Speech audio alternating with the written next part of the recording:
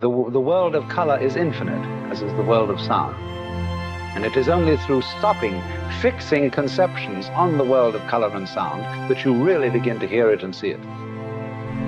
When you wake up not feeling quite like you prefer to feel, if you let that be all right, you will learn more quickly why you feel that way, and by using it in a positive way, by letting it be all right to wake up in that state and learning from it, you will allow it to transform into the other state more quickly by having used it for the purpose it is there.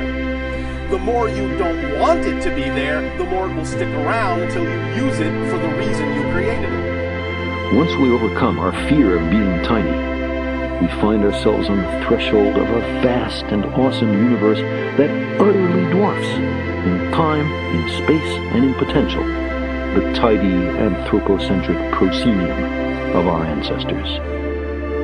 The supreme good is like water, which nourishes all things without trying to. It flows to low places, loathed by all men. Therefore, it is like the Tao. Live in accordance with the nature of things.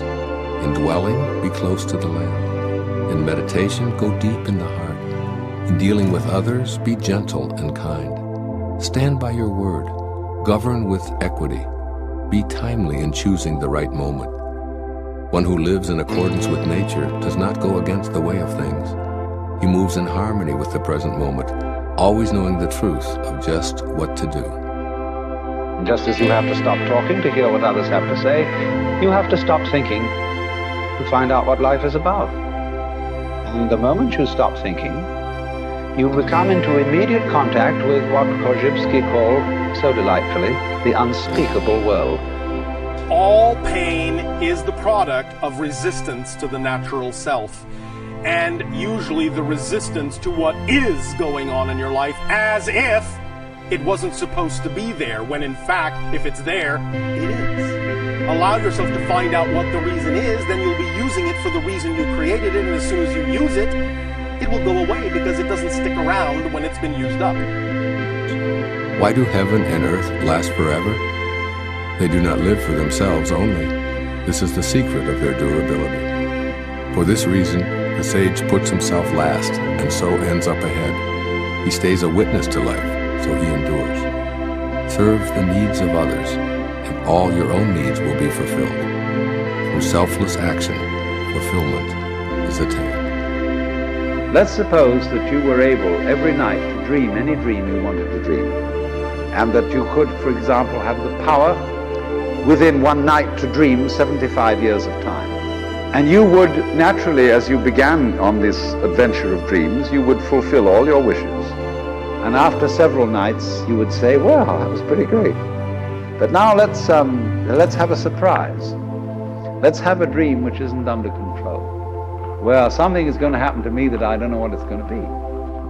And you would dig that and come out of that and say, wow, that was a close shave, wasn't it? And you would get more and more adventurous, and you would make further and further out gambles as to what you would dream. And finally, you would dream where you are now. Given so harsh a reality, of course we're tempted to shut our eyes and pretend that we're safe and snug at home, that the fall is only a bad dream. We lack consensus about our place in the universe. There is no generally agreed upon long-term vision of the goal of our species. Keep striving, never give up, fall down 7 times, get up 8. Ease is a greater threat to progress than hardship. Putting a value on status will create contentiousness. If you overvalue possessions, people begin to steal. By not displaying what is desirable, you will cause the people's hearts to remain undisturbed. The sage governs by emptying minds and hearts, by weakening ambitions and strengthening bones. Practice not doing. When action is pure and selfless, everything settles into its own perfect place. It is clear that we are just an advanced breed of primates on a minor planet, orbiting around a very average star in the outer suburb of one among 100 billion galaxies. We are all different. However bad life may seem, there is always something you can do and succeed at. While there is life, there is hope. But I'm speaking of years before that. Years. When I suppose I was about 10. Yes. What's the biggest change of all you've seen? The biggest change? Everything.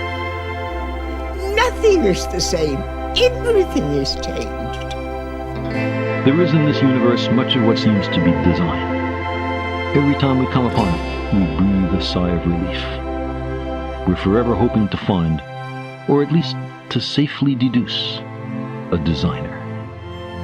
But instead, we repeatedly discover that natural processes, collisional selection of worlds, say, or natural selection of gene pools, or even the convection pattern in a pot of boiling water, can extract order out of chaos.